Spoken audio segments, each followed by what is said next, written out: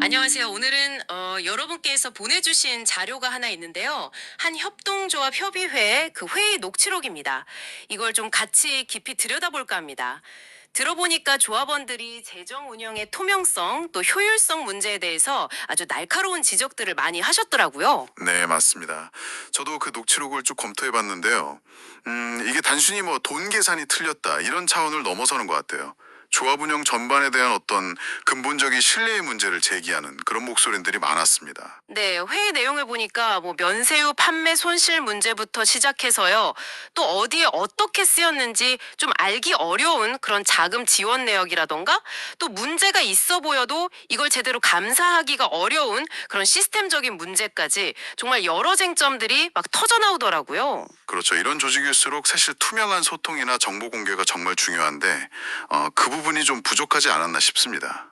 자, 그럼 어떤 이야기들이 오갔는지 좀 더 구체적으로 한번 짚어볼까요? 네, 제가 들으면서 가장 좀 답답하게 느꼈던 부분인데요. 바로 그 감사 시스템 문제였어요. 조합원들이 뭔가 좀 이상하다, 문제가 있는 것 같다, 이렇게 느껴도요. 정식으로 감사를 딱 요청하려면 그 법정 요건이 있더라고요. 네, 있죠. 대의원이나 조합원 10% 이상 서명을 받아야만 가능한. 네, 바로 그거예요.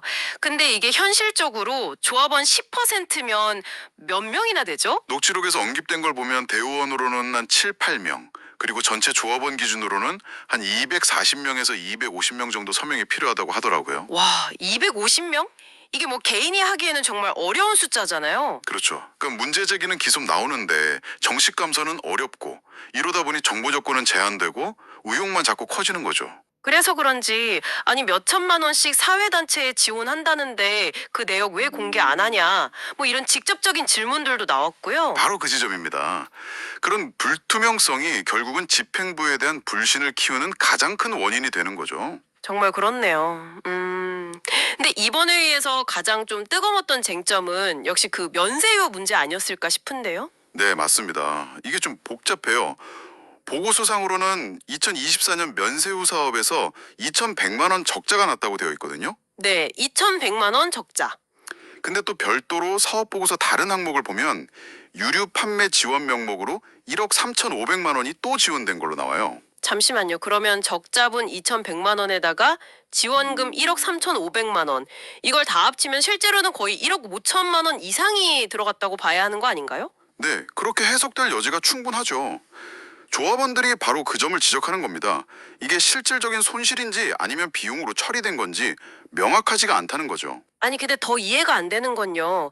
다른 농협 주유소보다 리터당 거의 뭐 100원에서 150원씩 비싸게 팔았다면서요? 네, 바로 그 부분에서 조합원들의 의문이 정말 폭발하는 지점입니다. 비싸게 파는데 왜 적자가 나냐? 이 구조 자체를 이해할 수가 없다. 이런 반응인 거죠. 그렇죠. 말이 안 된다는 거죠, 상식적으로. 근데 녹취록 보니까 조합장 측에서는 뭐 기름을 거의 원가에 팔거나 심지어 그 이하로 팔아서 조합원들한테 다 환원하는 차원이다.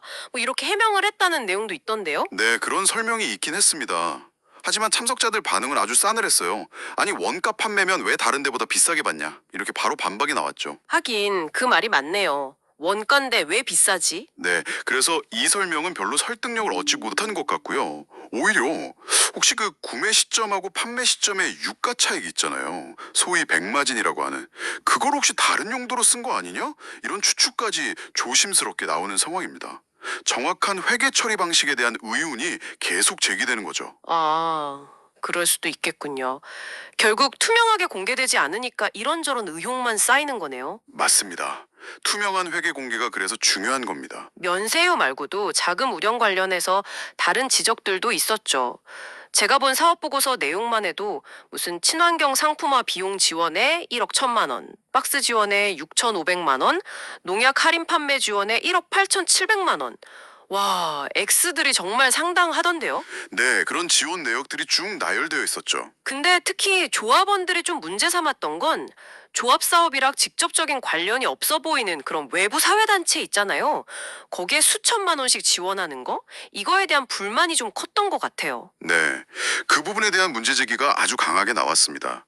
조합원 입장에서는 당연히 내 돈, 우리 조합 돈이 정말 필요한 곳에 그리고 투명하게 쓰이고 있는지 그걸 확인하고 싶은 거거든요. 그쵸. 당연한 거죠. 근데 조합장이 뭐 공판장 수수료나 박스 마진 같은 거 안 받고 다 조합원에게 돌려줬다 이렇게 주장을 하더라도요. 조합원들이 과거 방식, 그러니까 연말 배당 같은 거랑 비교했을 때 실제 체감하는 혜택이 별로 없다 이렇게 느끼면 그 주장을 받아들이기 어려운 거죠. 결국 이것도 투명성 문제랑 연결되는 거네요.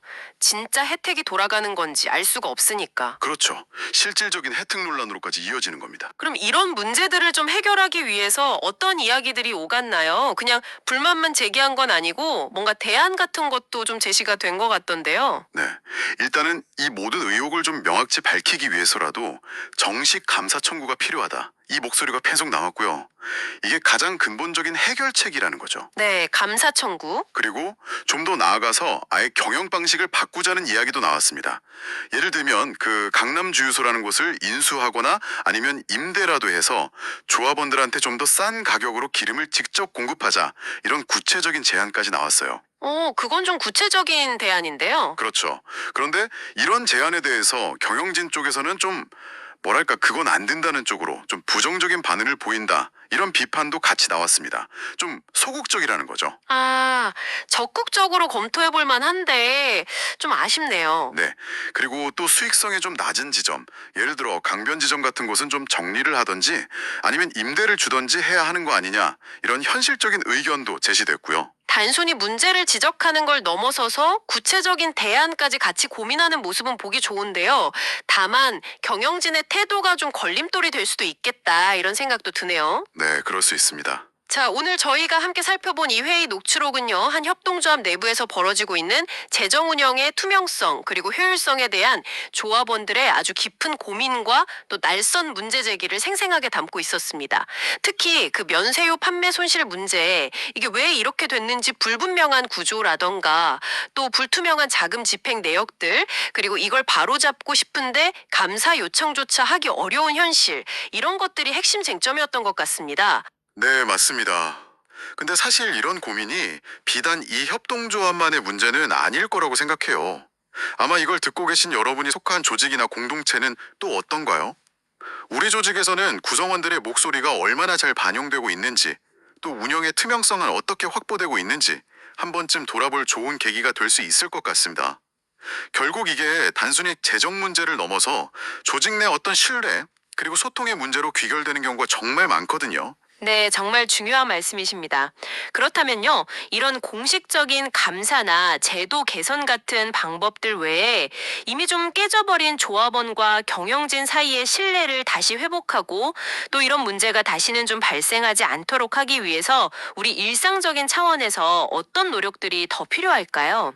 이 질문을 한번 여러분께 남겨드리면서 오늘 이야기는 여기서 마무리하도록 하겠습니다.